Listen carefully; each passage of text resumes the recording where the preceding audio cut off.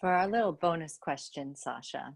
You know, it's an interesting thought to think of how tango has evolved to get to where we are today, and also to think about where is tango going in the future, and what can we do today to add to what the future of tango will be.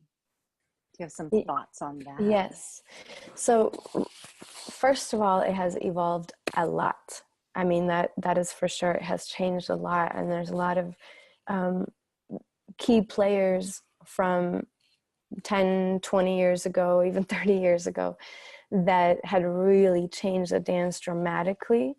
And I see also dancers now that, you know, just watching their performances and videos, that are growing in their creativity. But I feel that, in my own personal, very small, little humble opinion, that I would love for people to be more courageous, to be more creative in how their own spirit, their own creativity drives for them to express this dance. I think there's something very beautiful about traditional tango. There's something very beautiful about now what we call neo tango, and then all these other salon and whatever else. Like, people's minds are a funny phenomenon, because we always want to categorize things and put them in boxes. And I think it would be so beautiful if people can, I would say, kind of learn the history, because you need to be a student. A really wise man once told me that you need, not in tango, but in life, he said, you need to learn how to follow before you learn how to lead. So I think it's great that people are attending classes with maestros, you know, even older maestros, people that really have been dancing for decades, to learn the traditional way of dancing. It's important to be a student. It's important to follow. But then once you get that, learn to lead.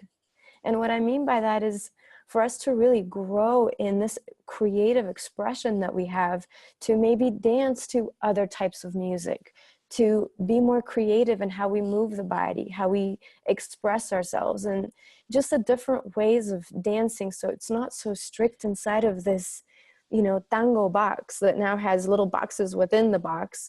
But there's a lot of people being way too concerned, from what I see, just watching people dance in the milongas. There's a lot more copying and mimicking and comparing, rather than allowing and expressing and having the courage for that authenticity to come out, without feeling like you're going outside of a box where you will be judged. So just that courage alone, I feel that, you know, there are definitely people that are stepping outside of those boundaries, but it's going to, of course, keep progressing and moving and evolving, because that's the nature of life. It's going to expand. I just wish that people were more courageous to go outside of what they think is a safety zone. That's what I would love, you know, because I've had I started dancing in 2009, actually this time in 2009. So it's been 9 years.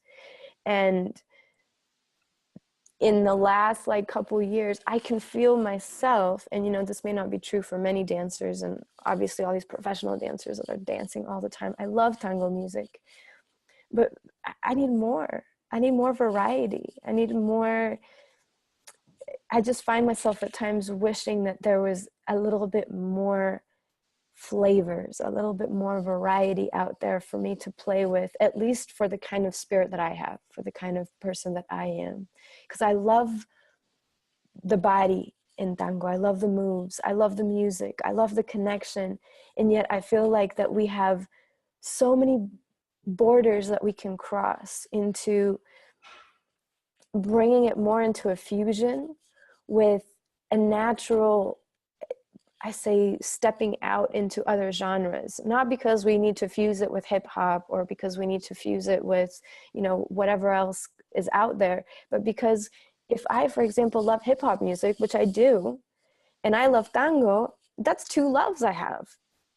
So I think I would love to have an opportunity to express that, both of those loves together, And that's something that has been very difficult for me, you know, to find a tango dancer that says, you know what, I love hip hop music too. And let's see what it looks like to move our body differently with same steps, but just to play with that base of this beautiful dance and take it outside of what we have known. It's, I guess what I'm trying to say is I wish people were more courageous to go full forward into the unknown rather than taking small steps and then looking back and saying, how do people feel about me going out into the unknown?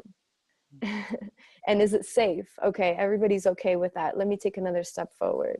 But instead just saying, you know what, I'm not here for the people. I'm here for me, for my joy of dancing, for my love for the dance.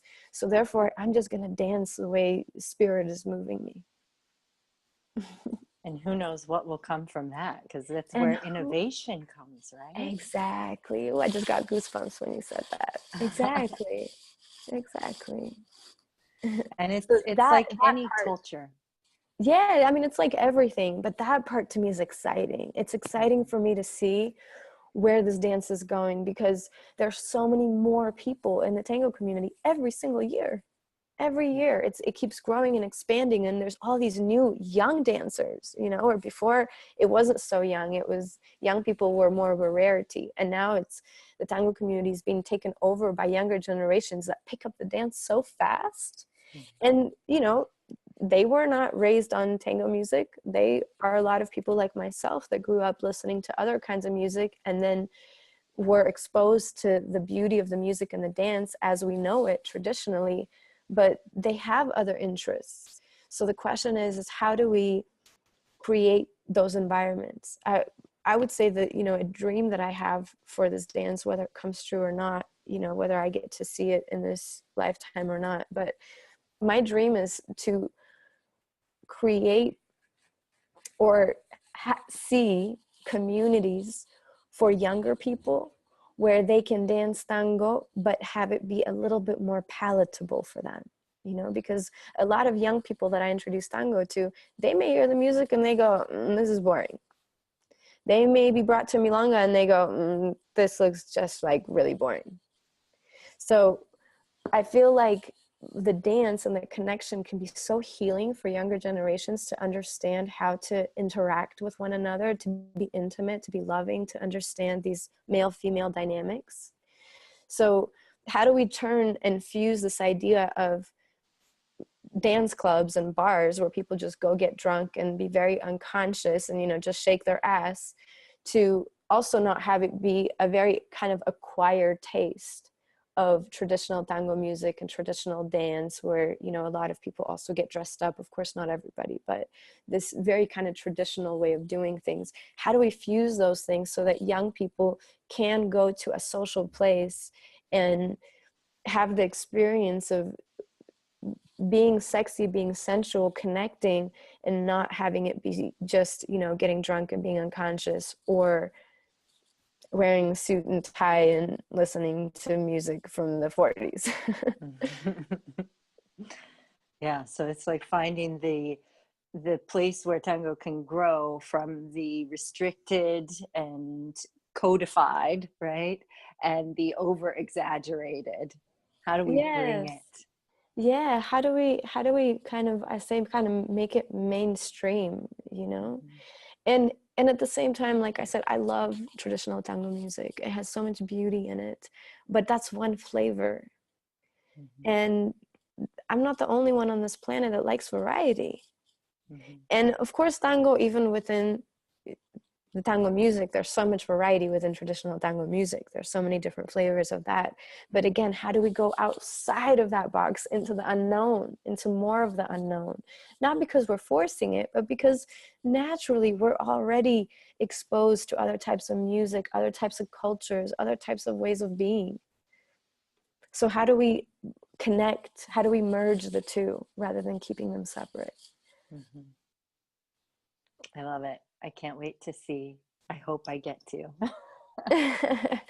I really hope so too. And if not that, I mean, I'm in a way in my retreats and things that I'm sharing, it it's difficult for me to really teach tango to workshop participants with the work that I do. but what I teach them is partner dance, Mm-hmm. you know, with less technique and to different kind of music, but the joy of dancing with another in a close embrace and allowing it to be sexy. You know, that's what I'm sharing with my clients and with people that come to my workshops, is kind of the new version of Dirty Dancing. Mm-hmm. Place for people to show up and feel themselves in relating to another.